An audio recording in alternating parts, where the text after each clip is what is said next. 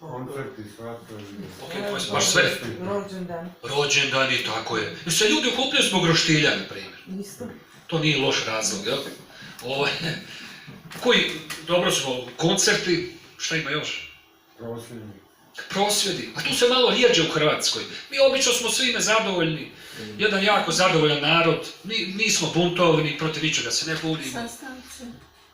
Sastanci. Mogu biti razne naravi. Tako je. Sabor. Molitve. Pa to je jedan prekrasan razlog. I u saboru se ljudi okupljaju da dobiju saborsku plaću.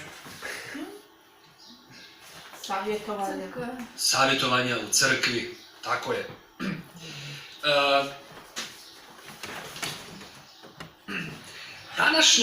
Današnji biblijski tekst koji želim podijeliti sa vama je još jedan biblijski tekst iz Staroga Zavjeta. I ovaj biblijski tekst za mene je poseban jer on prepričava na neki način cijelu biblijsku priču. O čemu se radi? Radilo se o jednom okupljanju ljudi zbog jednog posebnog razloga. I da sad puno ne okolišam, reći ću o čemu se radi. Izraelski narod, Božji narod, se skupio na nešto što se zove svečani zbor, jer su imali proslavu otvaranja, ni više ni manje, nego otvaranja hrama. Čuli ste da i dan danas postoje, da kažem, svakako, nažalost, hrama u Jeruzalemu, židovskog hrama više nema, na tome mjestu stoji džamija, ali manje više sada za to, nego ovaj biblijski tekst govori o vremenu kada se taj hram gradio.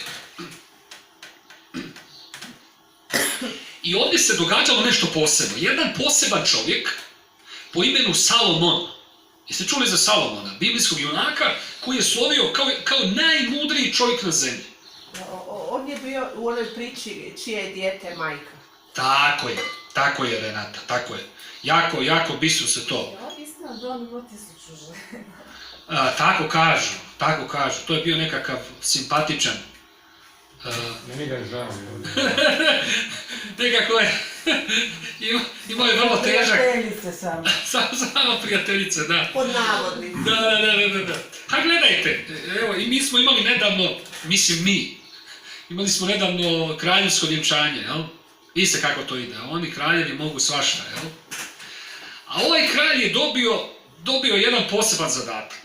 I to je dobio od svoga oca, kralja Davida, a to je da konačno Bogu sagradi hram.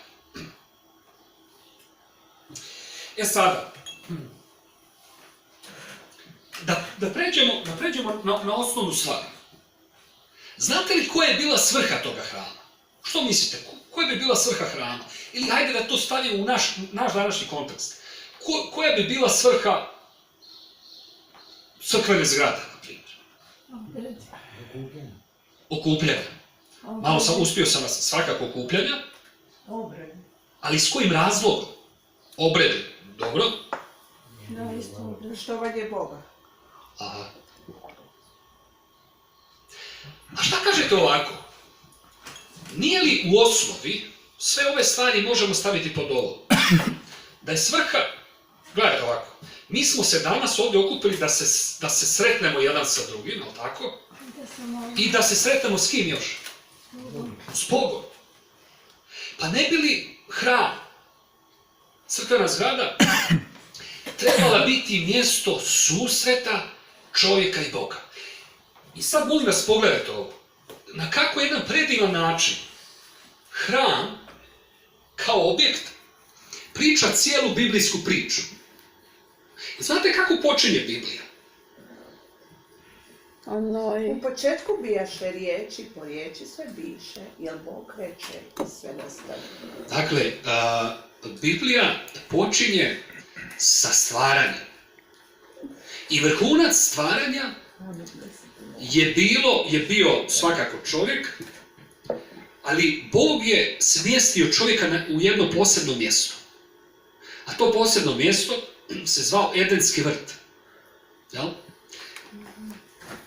Znate što se događa u Edenskom vrtu? Nešto predivno. Čovjek i Bog su hodali zajedno.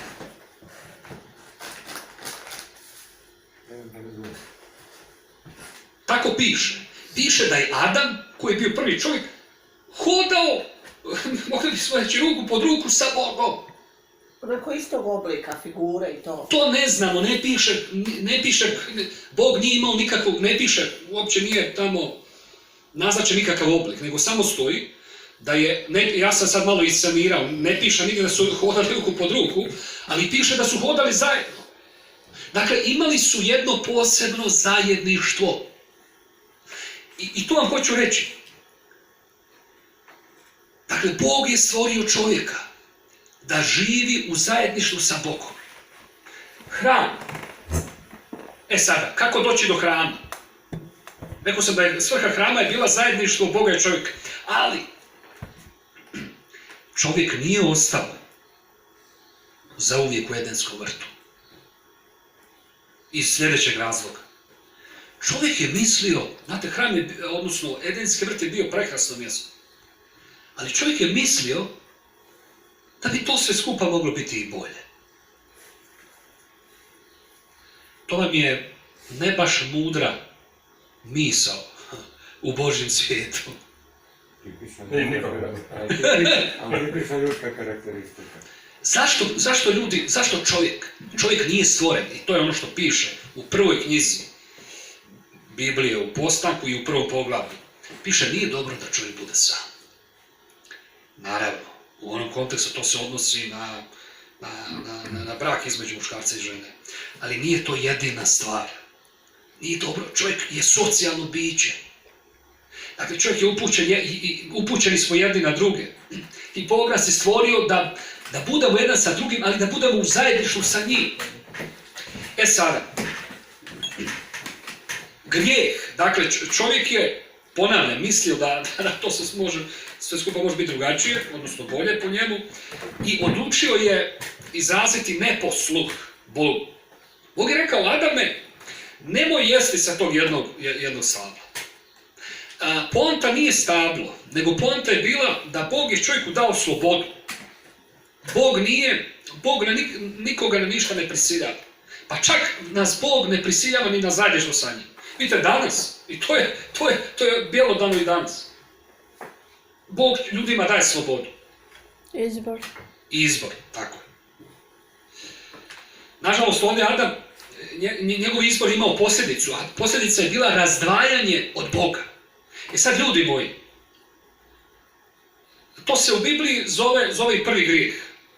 A znate šta je posljedica toga bila? Bog je rekao, Adame, umrijećeš. I stvari su logične. Kada se Adam odvoji od Boga koji je izvor života, on je poput one grane kada ju otkinete, ili ružu, recimo, uzmete, odrežete. I ruža još uvijek miriše, još uvijek je čak i živa. Ali je njezin kraj zagarantiran. Jer više nije na čokutu. Odlazi. Sada, ljudi, priča bi tu bila tužna da je Bog odustao od čovjeka. Ali poanta Biblije je, Bog ne odustaje od čovjeka.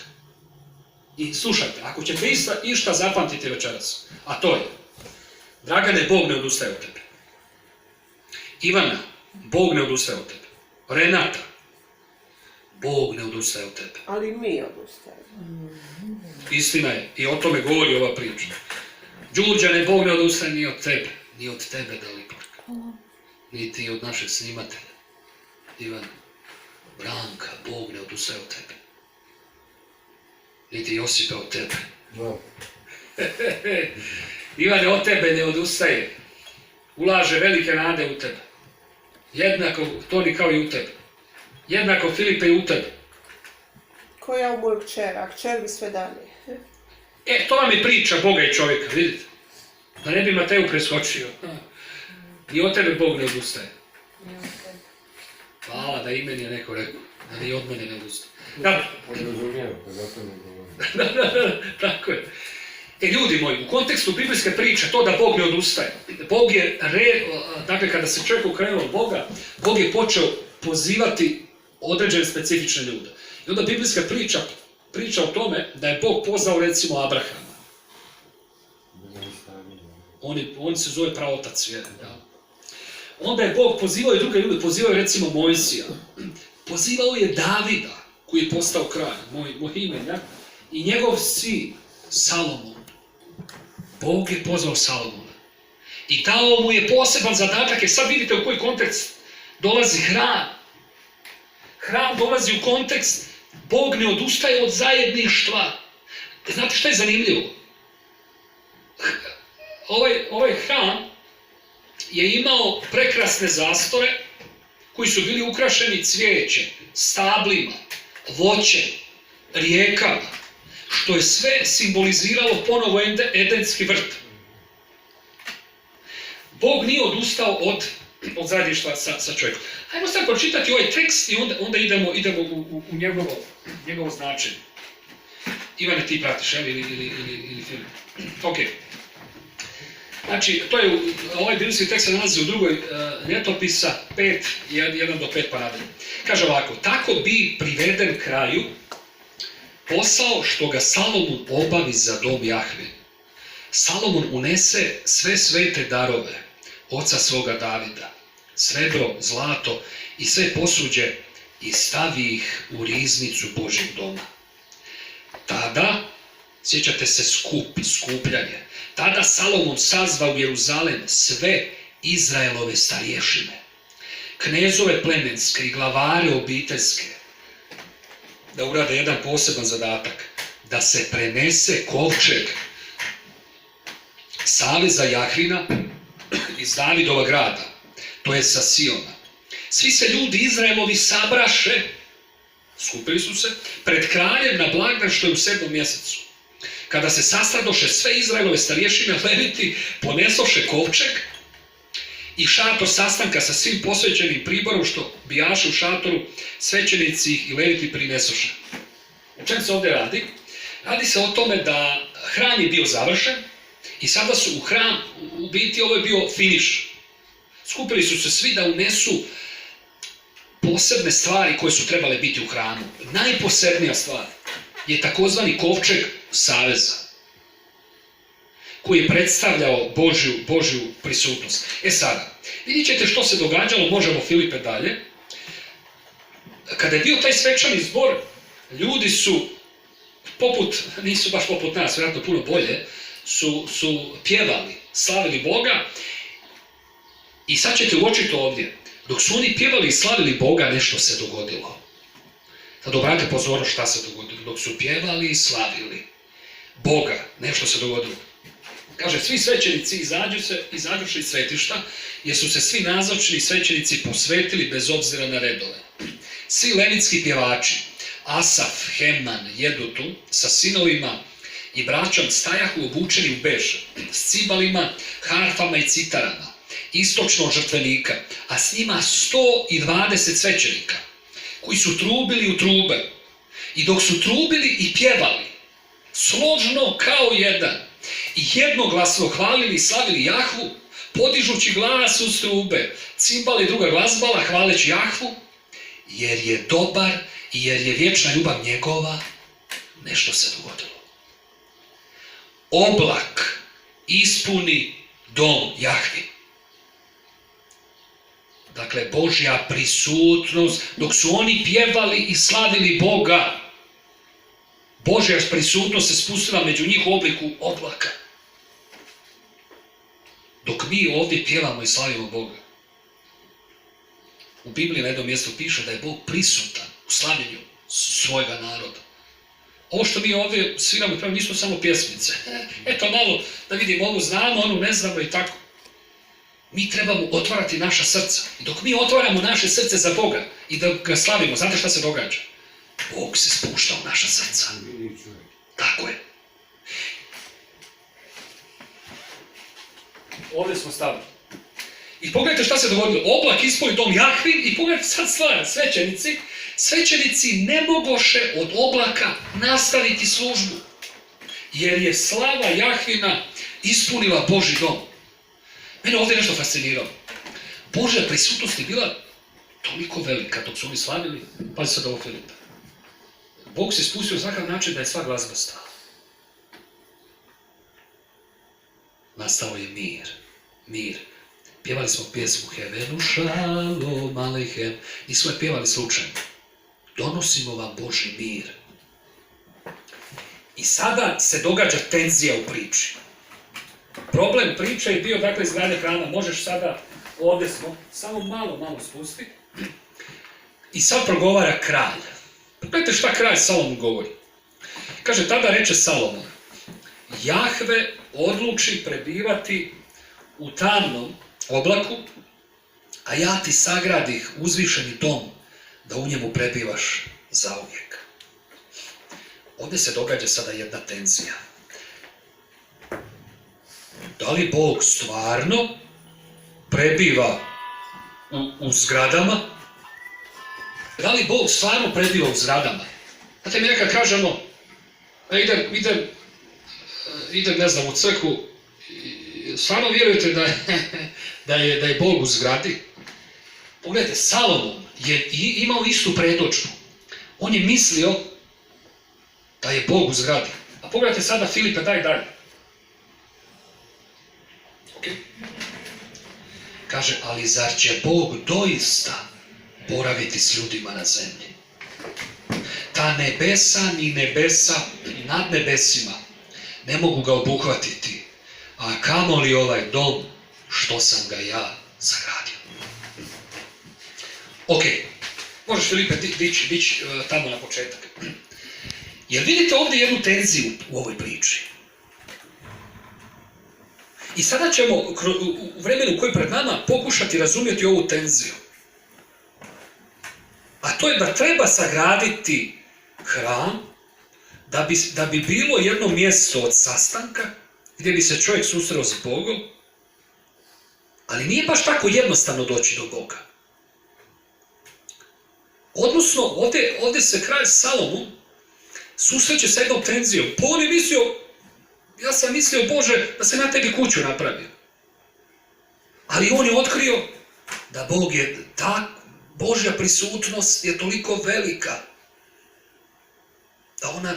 da ta njegova građevina ne može ugostiti Boga. Nema taj kapacitet. E sad, hajmo redom. Ovdje su neke jako zanimljive stvari. Pogledajte kako počinje ovaj tekst. Kaže, tako bi priveden kraju posao što ga Salomon obavi za dom Jahve. Dakle, izgradnja hrama je došla kraju. E sad, ova fraza bi priveden kraju.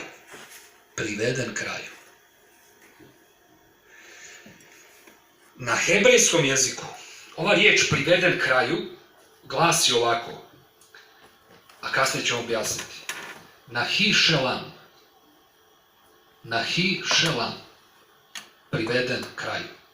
Ova riječ, nahi-shelam ili priveden kraju, je hebrejski u paraleli sa Salomonovim imenom. Salomonovo ime na hebrejskom je Šelamoh. E sada uočite nešto. Ovdje bi bilo lijepo da to imamo prikazano grafički, ali trebalo bi nam puno vremena za to, ali ja ću to sažeti.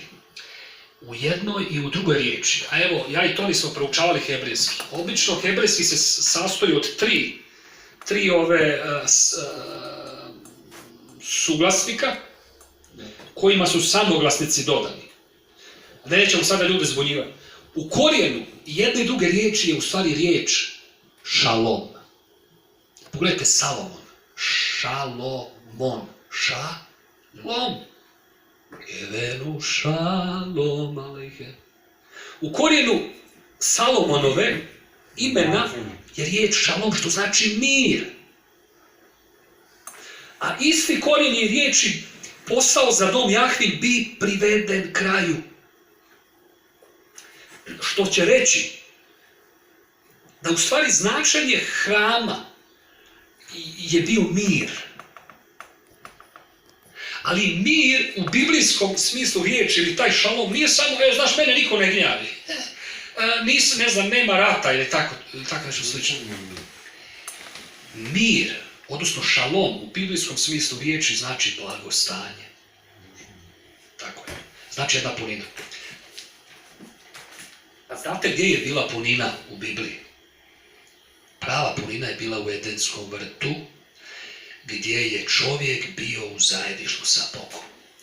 Pravo blagostanje, pravi duševni mir za čovjeka je jedino u zajedništvu sa Bogom.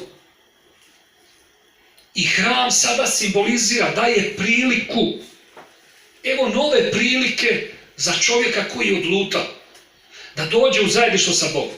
Sada, ali ono što postaje ovdje očito u ovoj cijeloj priči, a to je da to neće ići samo tako lagano. Čovjek je buntovan i ja i Josip kad smo razgovarali o tome, neće ljudi samo tako Bogu. A postoji razlog zašto. Zato što su robovi grijeha. I sad ćete vidjeti, sjećate se, grijeh je odvajao je čovjeka od Boga. I sada, htio bi ovdje da vidite na koji način hram kao objekt priča priču. Ali prije toga nešto si Josipe htio reći.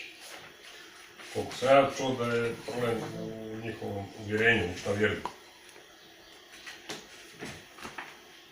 Ako ne vjeruju njemu, ako vjeruju, tu nastaje razlog. A vidi Josipe, kada spominjemo riječ grijeh, ljudi danas i bježe od te riječi. Ali ljudi to svode na nešto, šta je grijeh? Grijeh je jesi slagao, jesi nešto ukrao. Gledajte, ja sam mogu uraditi da prestanem lagati. Je li tako? Ne treba mi niko da laže. Niko me ne treba da krade. Ja mogu prestati krasti to.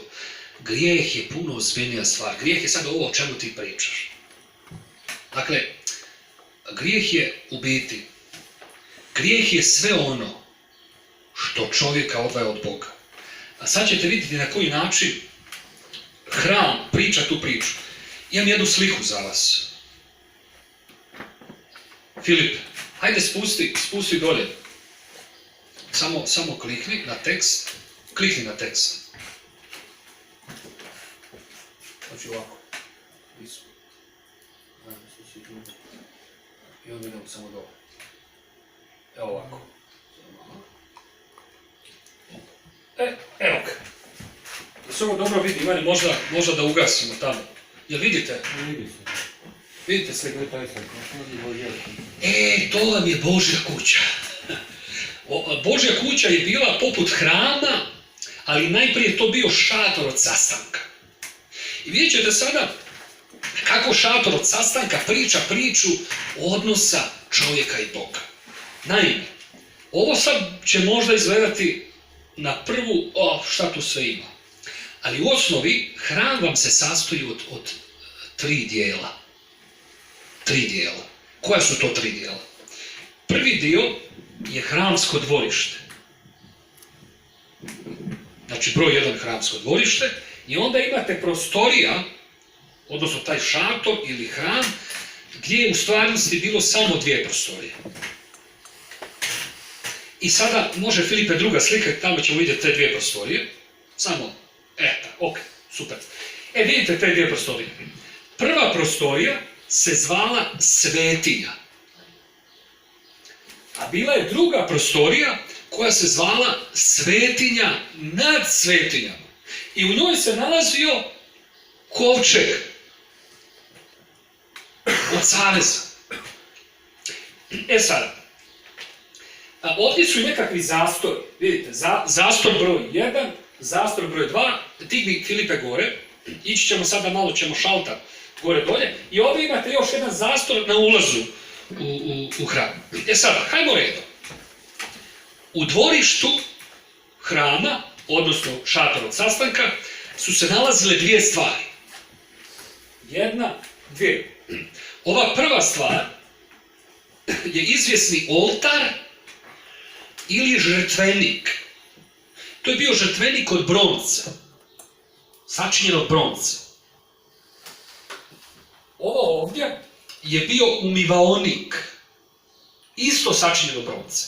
Sada, za što su služila ta dva predmeta? Ovaj prvi predmet, žrtvenik koji je bio od bronce, kao što sama riječ kaže, služio je za prinošenje žrtava. Sada, zašto prinošenje žrtava? Cijela ova priča, vidjet ćete kasnije, priča jednu simboliku. To je puno simbolike. Sjetit ćete se da kada je Adam odlučio se okrenuti od Boga, kada je odlučio uzeti onaj plod, Bog je rekao da toga dana Adame umrijećeš. I Adam je umro najprije duhovno, a kao što sam rekao, kao kad odsječete ružu ili nešto drugo, kasnije i tijelo. Ali to će reći da je posljedica okretanja od Boga, što je u stvarnosti grijeh, je smrt. Sada, ovdje je bila simbolika. Kako da se sad čovjek vrati u zajedništvo sa Bogom? Mora neko oprati njegove grijehe. I tu je bila simbolika životinjskih žrtava. One su simbolično umirale umjesto čovjeka koji je sagriješio i simbolički su u sebe upijale njegov grijeh. I ljudi bi ulazili unutra i prinosili žrtvu. Da bi ona, kada upije u sebe taj grijeh, simbolično stvarala prostor za novo zajedništvo s Bogom. Sada, ovaj umivaonik ima isto jednu zanimljivu simboliku. U njoj unutra je bila voda. Voda obično simbolizira čišćenje, jel tako? I ta voda je simbolizirala čišćenje od grijeha. Ali ono što je bilo zanimljivo, taj umivaonik je bio od bronce koja je bila uglancana. I vi kad biste stali unutra da operete svoje ruke i pogledali unutra, znate koga biste vidjeli? Sebe. I to je bila simbolika. Voda nije čistila vaš grijeh. Ona ga je samo pokrivala. A još uvijek ste vi bili grešnik. Sada, vanjsko dvorište priča našu ljudsku priču i način kako možemo doći Bogu. Filipe, može druga slika. Sad idemo u prvu prostoriju koja se zove, se sjećate kako se zove prva prostorija? Svetinja. Dvorište, svetinja i svetinja nad svetinjama. Sada, u svetinji su bile tri stvari. Bio je svječnjak, bio je stol za kruhove i bio je jedan mali oltar, ali na njemu se nisu prinosile životinjske žrtve, nego se palio tamjan. Ove tri stvari nisu bile od bronce, nego su bile od zlata. Bronca je predstavljala u dvorištu ljudsku grešnost, a šta mislite šta je zlato predstavljalo? Boga. Bog je svjetlo, svječnjak. Simbolizira da Bog je onaj koji osvjetljava ljudski život, koji daje istinu o ljudskom životu. Na ovome stolu su bili postavljeni kruhovi. Čovjek da bi živio mora jesti kruh. I mora ga jesti samo jedan dan u godini, jel tako? Koliko nam treba kruha? Pa šta ćemo više? Dovoljno jedan u godini. Svaki dan, jel tako? Što je simbol da mi svakog dana, da bismo živjeli, koga trebamo? Boga, našega stvoritelja. I ova treća stvar je bio, dakle, oltar sa kojega se dizao, palio se tamjan, koji je simbolizirao molitve koje se dižu Bogu. Sada dolazimo do svetinja nad svetinja. Kovčeg od zaveza, nad kojim su bili ovi simbolično postavljeni kerubi, je predstavljao samu Božju prisutnost. Sjećate se da dok su svirači svirali, spustio se oblak. Znate gdje se spustio oblak? Jer vidite da se i ovdje simbolično prikazano. Spustio se na svetinju nad svetinjama. To je mjesto gdje je simbolično bila Božja prisutnost. I znaš što je bilo zanimljivo? Pokraj toga kovčega je bila još jedna stvar koja se na ovoj slici ne vidi. A to je bila takozvana stolica milosti. Zamislite tu sliku. Bog daje čovjeku simbolično mogućnost da uđe u njegov prostor. Grešnome čovjeku. Sjećate se što je biblijska poruka. Zajedni Bog je stvorio čovjeka da živi zajedno sa njim. Na koji način? Šalom. Blagostanje. Čovjek se okreće od Boga. Gubi to blagostanje. Ali Bog ne odustaje od nas. U svoj našoj patnji, u svom našem jadu, Bog ne odustaje od nas. Sada ljudi moji. Ali ovaj hram, zapamtite ovo, je samo slika. Sjećate se što je Salomon vidio? On je izgradio hram, ali osjetio tenziju. Pa Bože, ti si daleko veći od ovog hrama. Ovaj hram samo priča priču naše stvarnosti, ljudske grešnosti i Božje svetosti. Znate, i ovaj hram priča isto priču da stvari nisu... Ok, hram je tu, moguće je ući u Božju prisutnost, ali ne samo tako. Ne može se u Božju prisutnost ući samo tako. A Filipe, vrati na onu sliku gore. Ovdje smo rekli, vidite, postojala su, u šatoru od sastanka postojala su 3 zastora, ili ako hoćete vrata. Prvi zastor, vidite, je ovaj, koji je bio zastor na ulazu u dvorište. Dakle, u samo dvorište hrama je bio zastor. Pogledajte ovo ovdje. Bio je još jedan zastor na ulazu u svetinju. I daj, Filipe, vrati još onu sliku da vidimo iznutra. I ovdje, na ulazu u svetinju, nad svetinjom je bio još jedan zastor. Bilo je nešto što odjeljuje čovjeka od Boga. Šaltamo malo, moram sad ponovno onu sliku. Da bi, ovako, obični ljudi su mogli ući u dvorište. Ne dalje. Sad je dobro. Mogli su ući u dvorište, dakle, mogli su proći kroz prvi zastor, tako što su ponijeli žrtvu sa sobom. Filipe, može sad ponovo ona slika. U svetinju nad svetinjama su ulazili samo svećenici. I vršili su tu službu. Brinuli su za tamjan, da svječnjak gori, brinuli su za kruhove, mijenjali su kruhove redovno. I za oltar su brinuli, tako i tu su stavili tamjan, jel? I palili su tamjan koji je simbolizirao te molitve koje se dižu Bogu. Svetinja nad svetinjama. Šta mislite koje mogu ući tamo? Svećenik. Samo jedan svećenik koji se zvao veliki svećenik. Šta mislite koliko puta je on mogao ući? Da je mogao ući kad god je htio. Veliki svećenik je u svetinju nad svetinjama mogao ući samo jednom u godini. Zašto? Rekao sam da hram priča priču, sjetite se. Priča jednu simboliku. Dakle, svrha hrama. Hram nije svrha samome sebi. Nego hram priča priču. Da je problem koji postoji između čovjeka i Boga ozbiljan. I mi tu ozbiljnost osjećamo u našim životima svakodnevno. To je ta težina grijeha. Nema ovdje nikoga u ovoj prostoriji ko nije osjetio težinu grijeha na svom životu. Koliko je to ozbiljna stvar. A sjetite se da u hramskom dvorištu su bili predmeti od bronce koji simboliziraju našu grešnost. A Bog je svet.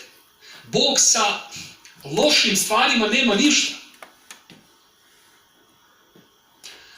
Ali bez obzira na to što nema ništa, Bog ipak želi biti u zajedništvu sa čovjekom.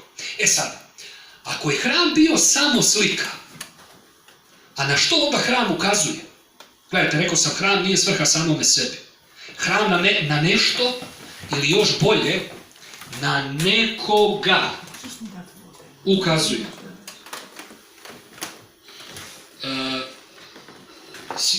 Sipajte vode. Okay.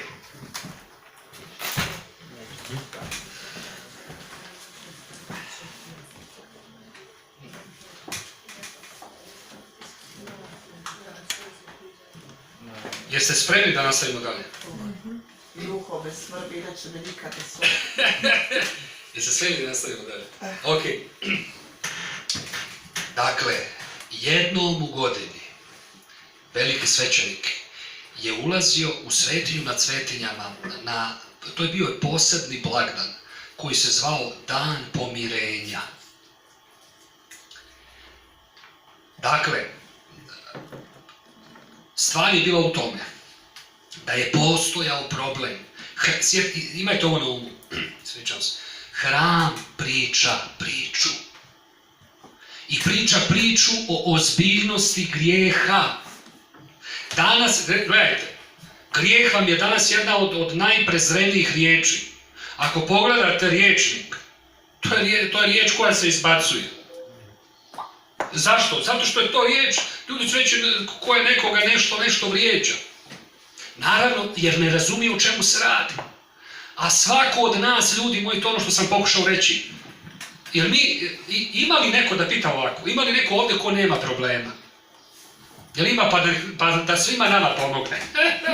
Jel ima ovdje neko ko nema problema pa da svima nama... Znate, u biti svi ti naši problemi su posljedica slomljenog odnosa čovjeka i Boga. Sjetite se, šalom, mir, znači blagostanje. Sad, da objasnimo ovo. Veliki svećenik je jednom u godini, Dan pomirenja, ulazio u svetinju, ali ne samo tako.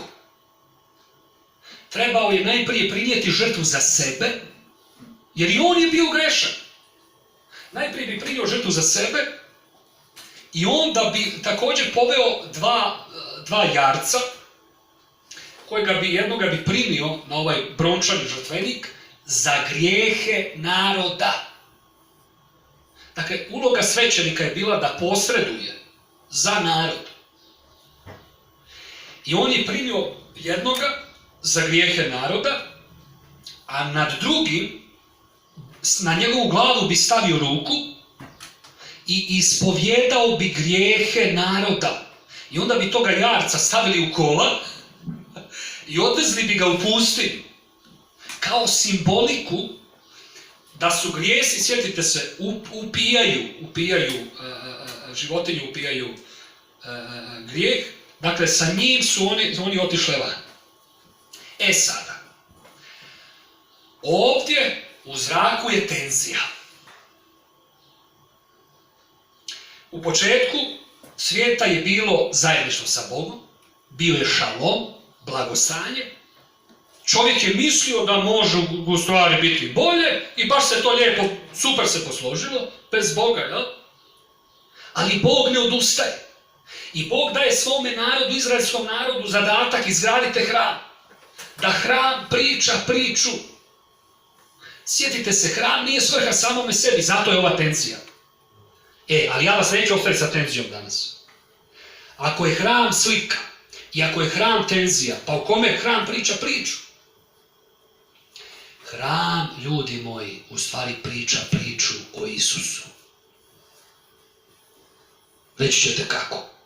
Kada čitate Evanđelje po Ivanu, i mislim da Renata ti si citirala, Evanđelje po Ivanu počinje ovako: u početku bijaše riječ, i riječ bijaše kod Boga, i riječ bijaše Bog. Umjesto ove riječ treba staviti Isus. U početku bijaše Isus, i Isus bijaše kod Boga, i Isus bijaše Bog. Zašto? Jer kad čitate Evanđelje po Ivanu dalje, 1.14, onda čitate, kaže, i riječ je tijelom postala. Pa kakva je to riječ koja je tijelom postala? Pa Isus je tijelom postao, to je Božić. I onda imate jednu jako zanimljivu riječ koja vam sad objašnjava cijelu stvar. I riječ je tijelom postala i nastanila se među ljudima, među nama. Ljudi moji, na grčkom jeziku riječ nastanila se. Znate šta doslovno znači? Šator. Isus je postao tijelom i ušatorio se među nama. Drugim riječima, šator ili hram. Tko je Isus? Pa Isus je pravi hram. Zašto? Zato što tek u Isusu može doći pravo zajedništvo Boga i čovjeka. Ali jednogodišnje. Pa to je sada ta priča. Dakle, Isus, vidi Renata sada, pogledaj kako Isus rješava ove stvari. Dakle, Isus je pravi hram. Ali Isus je malo neobičan hram. Hram je pričao priču o tome kako je grijeh ozbiljna stvar i kako Bog nema veze sa grijehom. Zato je bilo jednogodišnje, sjećaš se? Dakle, jednogodišnje jer Bog nema veze sa grijehom. Ali Bog ne ostavlja tu tenziju u zraku. Bog rješava stvari u Isusu. Na koji način? Gledajte, Isus je hram, ali on neobičan hram. Zašto? Zato što se Isus kreće među grešnicima. I kreće se među grešnicima svaki dan. U Isusu, sad gledajte ovako, Isus nije samo hram. Vi znate da Novi Zavjet priča priču o križu, jel tako? Gledajte, Isus je išao među grešne ljude. Isus je išao među bolesne ljude. I kada Isus susretao bolesne ljude, on je polagao svoju ruku na njih. I ti ljudi su ozdravili. Isusova poruka o Božjem kraljestvu među ljudima, o Božjem zajedništvu sa ljudima, nije se svima svidjela. I zato su ga razapeli na križ. Ali šta oni nisu znali? Isti ovaj evanđelist, Ivan, je rekao, sjećate se ono da Isus je bio kršten, jel tako? Kada je Isus bio kršten, znate koje riječi je Ivan Krstitelj izgovorio za Isusa? Ove riječi. Kaže, gle, jaganjca Božjega koji oduzima grijehe svijeta. Sjetite se da su u Starome Zavjetu, oni su prinosili žrtvu, jaganjce, između ostaloga, i oni su upijali grijehe u sebe. Ivan kaže, gle, jaganjca Božjega koji ne uzima jedan grijeh, koji uzima na sebe grijehe cijeloga svijeta. Isus ne samo da je on uzvišeniji hram, nego Isus je i uzvišenija žrtva. Zašto uzvišenija žrtva? Veliki svećenik je mogao, istina, ući jednom u godini i prinijeti žrtvu. Sjetite se šta je uradio. On je prinosio žrtvu za sav narod.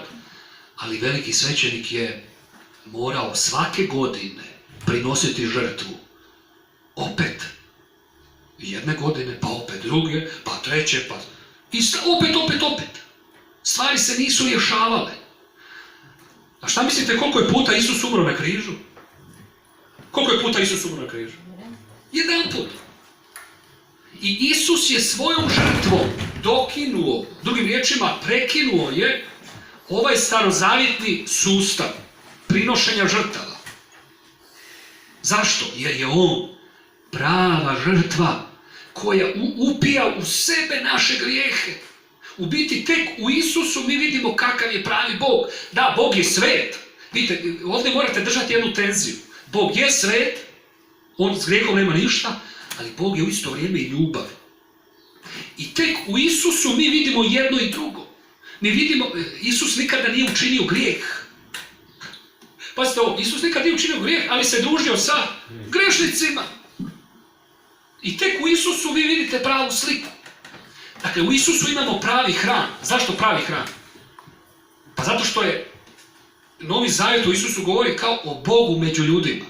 Ako je Bog među ljudima, onda je zajedništvo između Boga i čovjeka ponovo uspostavljeno. A kako je riješeno pitanje grijeha? Pa Isus je sam riješio pitanje grijeha. On je jaganjac Božji, ne Filipe, brončani žrtvenik. Koji je bio ne na brončanom žrtveniku, nego na križu. Križ je brončani žrtvenik. Jaganjac Božji koji uzima na sebe grijehe svijeta. Sad još jedna kvaka. Isus nije samo pravi hram. Isus nije samo prava žrtva, ljudi moji.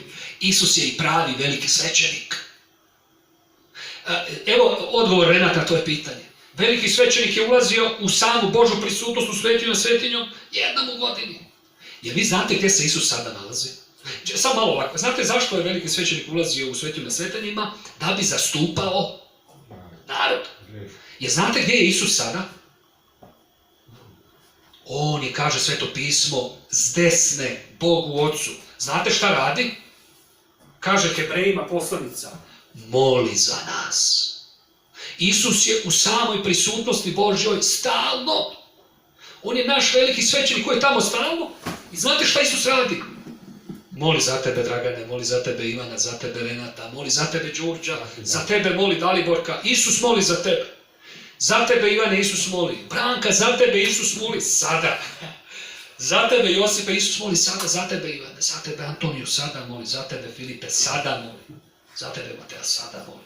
I za mene, sada moli. Sada i stavno, jednom godišnje. Ljudi moji, došlo je kraju naše proučavanje. Ovo proučavanje danas nam je dalo jedan sažetak biblijske poruke. Srž Biblije je zajedništvo sa Bogom, gdje se događa šalom, mir, blagostanje. Čovjek je mislio da može bolje, otišao od Boga, ali Bog nije odustao od čovjeka. Ovdje je bio ovaj hram izgrađen, Bog je pokušavao kroz izraelski narod. Izraelski narod je trebao svjedočiti svim drugim narodima, ali su poslali ruglo, nažalost. Ali ovaj hram, sjetite se, nije svrha samome sebi, nego ukazuje na Isusa. Na Isusa koji je pravi hram. Zato što je ušatorio se. U njemu je sama Božja prisutnost. Isus je prava žrtva. Zašto prava žrtva? Ne mora se više prinositi žrtve. On je dokinuo je taj žrtveni sustav. On je žrtva koja je bila na križu prinesena za tebe, za tvoje grijehe, za moje grijehe. Isus je upio tvoje i moje grijehe na sebe. Da bi ti i ja mogli biti čisti. Da bi u stvari vi i ja mogli ući u svetinju na svetinja. Nešto sam zaboravio reći. Kad čitate Evanđelje po Mateju, Filipe, daj nam drugu slikicu. Kad čitate Evanđelje po Mateju, znate onaj trenutak kad Isus umire na križu. I onda Isus kaže, svršeno je. Znate da su to Isusove zadnje riječi. Svršeno je i onda predaje svoj duh Otcu. Znate šta piše u Evanđelju Mateju, šta se dogodilo u tom trenutku? Jer vidite ovaj zastor koji je stojao ispred svetinje nad svetinjama. Piše da u trenutku kada je Isus rekao svršeno je, da se taj zastor prepolovio od gore do dolje i da su se vrata otvorila. Jer razumijete šta se dogodilo? U Isusu je sada pristup svetinji nad svetinjama. Samoj Božoj prisutnosti. Svima nama, ne jednom u godini. Svaki dan. Za svakog od nas. Ljudi moji, vi znate šta to znači? To znači da oni koji se ne okreću od Boga, poput prvog Adama, nego se vraćaju Bogu i Bogu kažu, Bože, ja jesam problematičan, ali hvala ti Isuse što si ti uzeo moje grijehe na sebe. Svako od vas ima slobodan pristup Bogu. Ne trebaju nam, ljudi moji, nikakvi posrednici. Isus je naš zastupnik. Mi imamo direktan ulaz u svetinju nad svetinjama po Isusovoj žrtvi.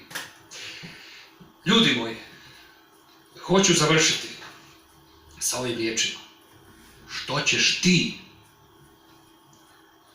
Ovo je stvar za svakoga od nas osobno. Što ćeš ti sada uraditi sa Isusom? Što ću ja uraditi sa Isusom? Hoću li vjerom prihvatiti da je Isus moj veliki svećenik, koji me zastupa, koji sada moli kod Oca za mene, koji mi otvara pristup u svetinju nad svetinjama? Hoćeš li prihvatiti da je Isus jaganjac Božji, koji je za tebe bio predan na križu da u sebe upije tvoj grijeh? Hoćeš li prihvatiti da je Isus hram, pravi hram Božji, po kojemu ti i ja imamo pristup svetinja svetinja. Hajmo se pomoliti.